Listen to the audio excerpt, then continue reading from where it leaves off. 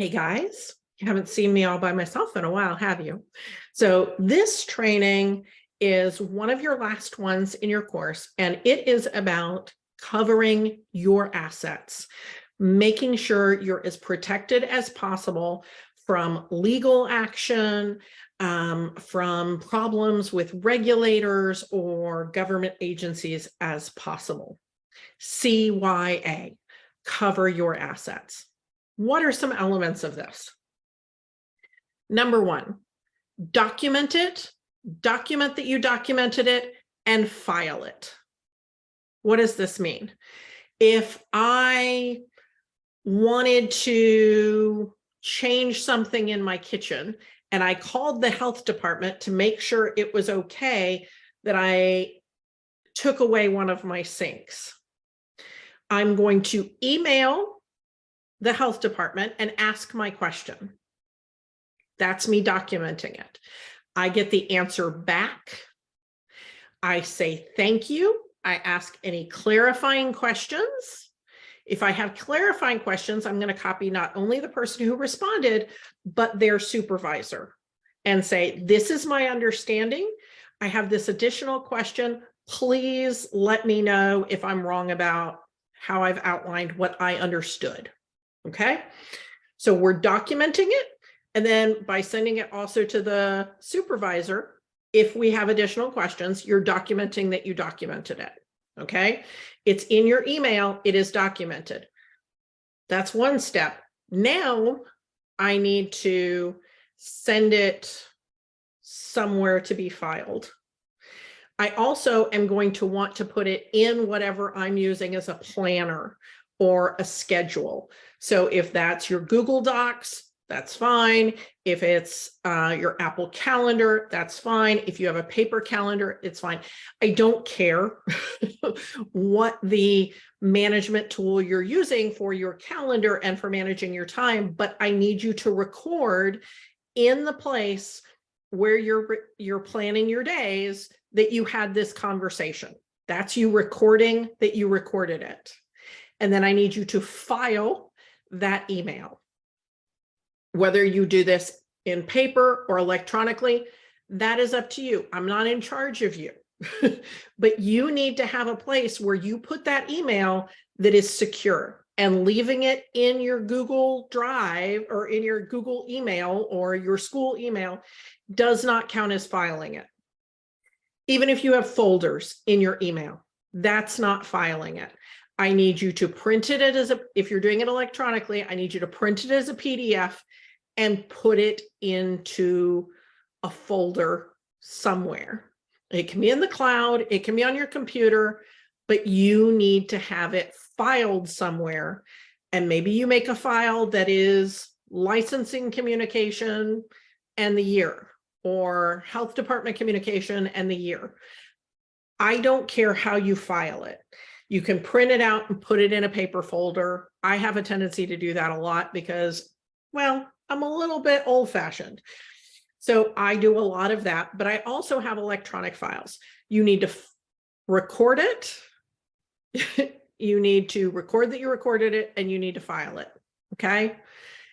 We need documentation of any time we communicate with a regulatory agency, whether it's the health department, fire department, licensing, IRS, Texas Workforce Commission, any government agency that is the boss of you. You need to document it, document that you documented it, and then file it away. Okay, this is the first part of CYA.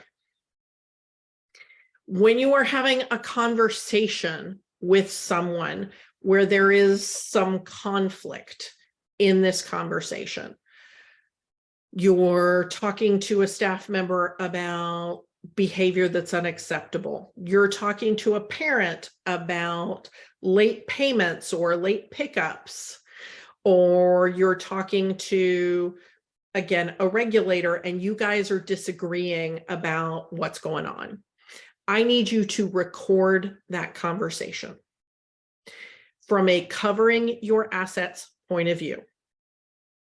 This is not about, does anybody say you have to? No, I'm recommending that you do it because Texas is a one person. How is it? I don't remember the exact phraseology, but if one person engaged in the conversation knows that it's being recorded, it is legal to record that conversation. You hit the record button, you know it's being recorded, it is legal to record that conversation. That way, if somebody walks out when you're telling them, you know, we really need to worry about actually wiping children's bottoms during a diaper change, so let's go over that. And they're like, I know how to change a diaper, and they quit. And then they go try to tell parents that you called them a racial slur, or they go to unemployment and try to get unemployment benefits. You have a recording of what actually happened, and you can shut that down. If something goes into a legal action, somebody sues you, somebody makes an accusation, somebody gets injured, you have that recording to protect yourself.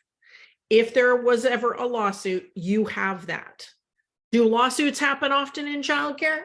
Absolutely not. But I have been involved in them, both with parents, with contractors.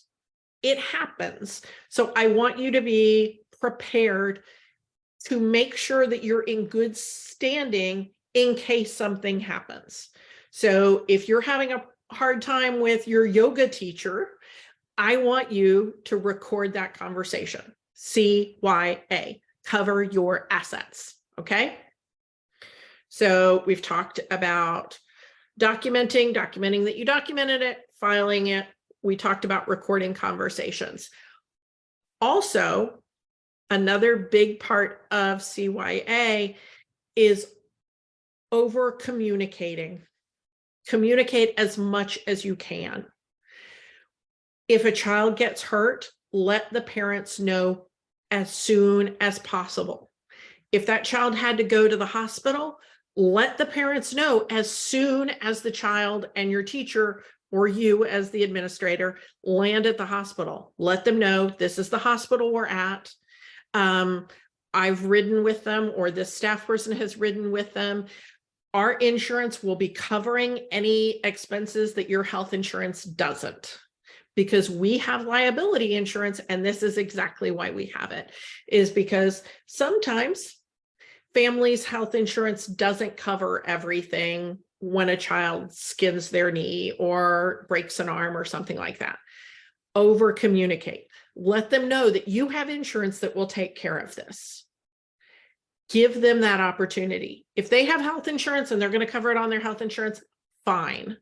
If they don't have insurance, you are keeping them from having to ask the uncomfortable question, or for them getting really, really angry because they think you didn't take care of their kid. And so they're going to sue you because my child shouldn't have got a broken arm while they were leaping off of a play structure that we had reminded them 5 times they shouldn't do that. Okay.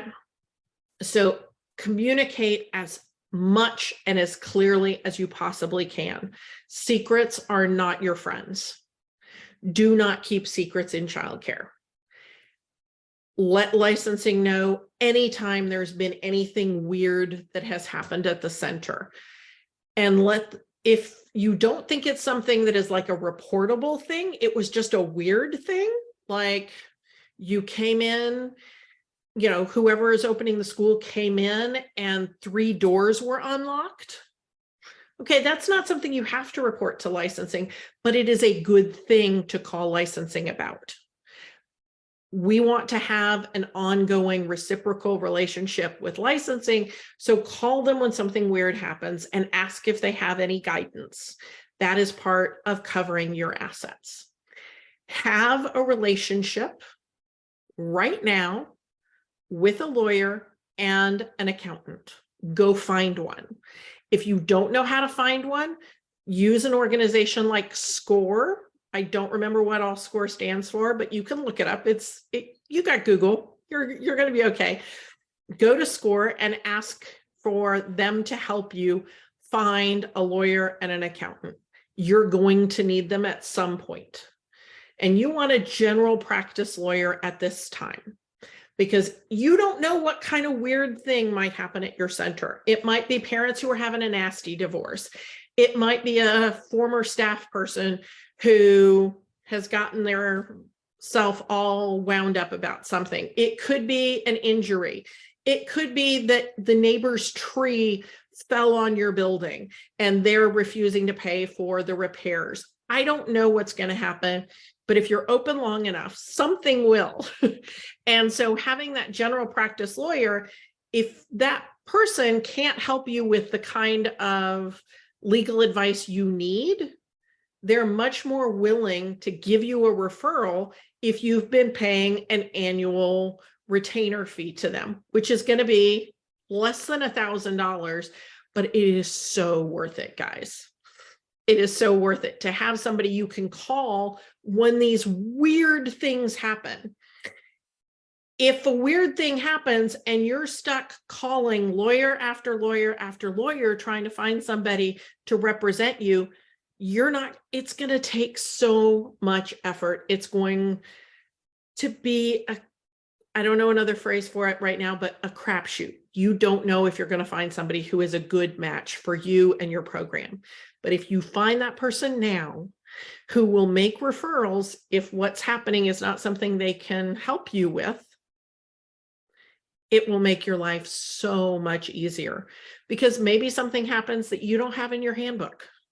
Like you have a staff member who's in the National Guard and they didn't tell you, and then they say, oh, I got to be out for 6 weeks because I'm going to Honduras. And you're like, I don't think your job's going to be here when you get back, because it's not in your handbook. You can talk to that lawyer and get some help with that. Okay. So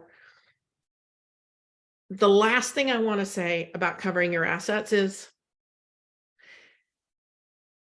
you're not going to get sued in all likelihood. If you're going to have any financial issues, or legal issues, it's much more likely to be that you filled out a tax form wrong or that you forgot to do one. And that's why we also want that CPA, right? Because they'll be able to help you if that happened. It's okay. People don't really sue childcare centers all that often, but licensing gets all upset about stuff sometimes. The health department, fire department, all of these people have the ability to make your job really, really difficult. So I want you to be protected, and to be protected, you should cover your assets, and do that by having a lawyer, having a CPA, documenting everything, and communicating consistently with your regulatory agencies. These things together will help to keep you from unwanted legal ramifications. Okay, see you soon.